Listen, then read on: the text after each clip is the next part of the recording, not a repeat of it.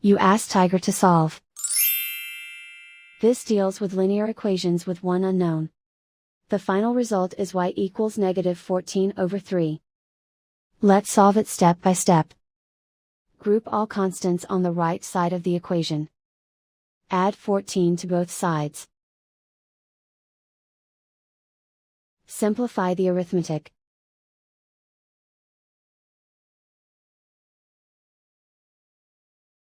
Isolate the y. Divide both sides by -3.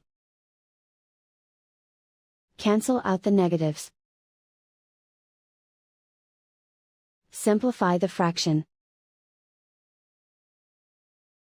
Move the negative sign from the denominator to the numerator.